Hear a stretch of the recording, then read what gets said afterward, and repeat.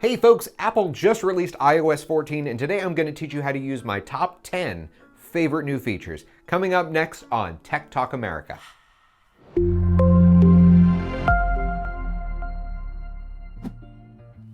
Hello everyone and welcome to the class. There are a ton of new features that are built into iOS 14, but in the interest of brevity, I'm just going to focus today's class on my favorites.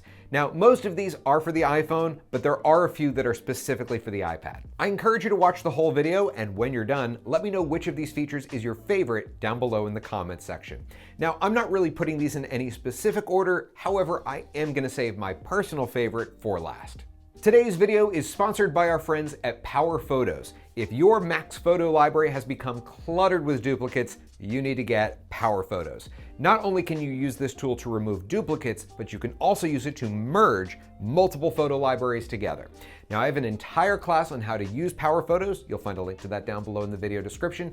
And if you do decide to buy it, you can save 10% by using promo code TechTalk10. I would like to start with one of my favorite features in iOS 14, which is the app library. Now, if you swiped over to the last page of your apps and then swipe one more time, you'll come to the app library where you'll find all of your apps organized automatically into different categories, including this one here at the very top right, which is for recently installed apps. So now when you go to remove an app, which you can do by pressing and holding on it, then tap on where it says Edit Home Screen, and then finally tap the minus symbol. In addition to deleting the app, you'll see a second option to remove it from the home screen, but leave it in the app library. If you tap on the search bar at the top of the app library, you'll see a simple list of all of your apps. The big reason why I love this feature is that thanks to the app library, I have dramatically simplified my home screen so that it only shows me apps that I use every single day. Page 2 of my home screen contains a few folders of less frequently used apps, as well as a few widgets, which we're going to talk about in just a minute. There is one setting in regards to the app library that I would like to bring to your attention because if you're not aware of it, this could throw you for a curveball. If you go into settings on your phone and then go into home screen, you'll see a new option for how to handle newly installed apps. You can either tell them to appear on your home screen, or they can skip the home screen altogether and just go straight to the app library. All right, let's talk about widgets. To add a widget, once again, just press and hold on any app, then tap on Edit Home Screen to send them into jiggle mode. I love that term. And then finally tap on the plus symbol at the top of your screen. Here are all the different types of widgets that are available as of today's date. Let's go over a couple of these right now. This first one that you see here is to access my podcast. And when I tap on it, you'll see that there are 3 different sized widgets that I can choose from. Now, that number may change depending on which widget you're using. Let's go over a couple of other types of widgets. If you have an Apple Watch, you might want to consider adding the fitness widget so that you can see your activity levels right easily on your home screen. We also have an option to add a second clock, which can be really helpful if you have to consistently talk with people who live in a different time zone. You'll also find a stock market widget. You can see upcoming events on your calendar, and there's also a weather widget, which I admit is very useful. For a full list of all of the widgets, just keep scrolling to the bottom of this list. Another option is that you can also add something called a smart stack, which allows you to swipe between different widgets that are the same size. Now, if there are any widgets in the smart stack that you don't care for, you can just long press on it and then swipe left on the items that you want to remove. You can also create a custom smart stack by simply dragging and dropping 2 widgets that are the same size on top of each other. At number 8, we have a simplified UI for Siri and incoming phone calls. In the past, when you'd use Siri or place a call, these types of actions would take up the entire screen. But now in iOS 14, they have a new compact design which doesn't pull you away from whatever you're doing. At number 7, you can now finally change the default browser away from Safari. To change your default browser, just go into Settings, then scroll down to Safari, and you can change the default browser to whatever you want. Did it really need to take 14 versions of iOS for that to be a thing? At number 6, we have several changes in messages, including you can now pin conversations as well as group conversations. To access this feature, just open up Messages, then tap Edit at the top and select Edit Pins. Another cool feature is that if you're in a group chat with someone and then you type the @ symbol followed by the name of someone who's in that chat, you'll notice that their name will turn blue. That means when you send the message, it will only deliver a notification to that person's phone. At number 5, we have a new accessibility feature called Backtap, which personally I think anyone can benefit from. And what's great about this feature is you can customize it. To access this new feature, just go into Settings, then go into Accessibility. From there, we're going to go into the Touch menu, which is here under Physical and Motor.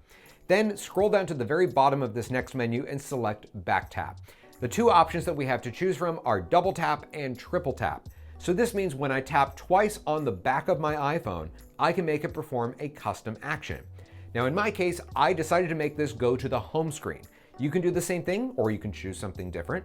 In the case of triple tap, I decided to make that access reachability mode, which is really handy if you're using your phone with one hand and need to access something at the top of the screen. At number 4, the Apple Pencil now finally has its own settings. And if you've watched this YouTube channel before, you've probably heard me say before that I really do enjoy using the Apple Pencil. Well, after these changes, I like it even better. For example, you can now double tap the pencil, 1, 2, to make it perform a custom action, including you can make it trigger the eraser. If you are using one of the different painting apps, you can also have it switch back and forth between the current tool that you're using and the last tool that you were using. Or option 3, you can make it reveal a color palette. Another feature we have to talk about in this menu is the new Scribble feature. And what I would recommend you do is if you have the Apple Pencil, there's a tutorial that's built inside of this menu to walk you through the different gestures. So for example, if I've written something and I want to delete it, you can just literally scribble it out and it will know to delete it. My number 3 favorite feature in iOS 14 does also involve the Apple Pencil, and it's super simple. Let's say your iPad is sleeping and then all you do is pick up the Apple Pencil and literally tap the screen. Now what that will do is launch something called an instant note. So now you can scribble down whatever it is you need to remember and it will save that image inside of the Notes app. Love that feature, Apple. Good job. At number 2, we have the brand new translation app. This allows you to easily translate conversations back and forth between 2 languages. Now, you can use this app in either portrait mode or landscape mode, but personally, I think it works a lot better in landscape mode. One last thing about the translation app, if you are going to be traveling abroad, what I would recommend you do before you go on your trip is to go into Settings and then to download that language so that it's on your device. To do this, when you're in Settings, go into Translate. It now has its own menu. And from there, you're going to turn off cellular data and turn on device mode. And finally, my number 1 favorite feature in iOS 14 is actually 3 features that are all now available as part of AirPods Pro. Now, I have to be honest with you guys, when I first heard about spatial audio, I was like, that doesn't sound very cool. And then I tried it. And you know what? It's pretty cool. Spatial audio allows your AirPods to track head movement using the built-in gyroscope and accelerometer in order to deliver a surround sound-like experience. It doesn't work with everything, but it does work with most things that you can get through the iTunes Store as well as on Apple Music. Trust me, this is just one of those things you have to try for yourself. The second new feature is automatic device switching. So now you can start by listening to something on your phone, then pick up your iPad and the connection switches on its own. The third feature is now you can share your audio wirelessly with someone else who is also using AirPods Pro. So what was your favorite feature in iOS 14? Was it something I mentioned? Was it something I left out? Let me know about it down below in the comments section. Real quick before we go, I hope you'll take a second to check out my brand new podcast called The Creative Source. The way that I've been describing the show to people is it's a little bit like inside the actor's studio, but for way more than just actors. We're talking to all different types of creative professionals. You can listen on any of your favorite podcasting platforms, and new episodes come out every single Monday. Thank you so much for watching, everyone. If you enjoyed this video, please take a quick moment to hit that thumbs up like button, and I will see you next time. This is David A. Cox with Tech Talk America. Class dismissed.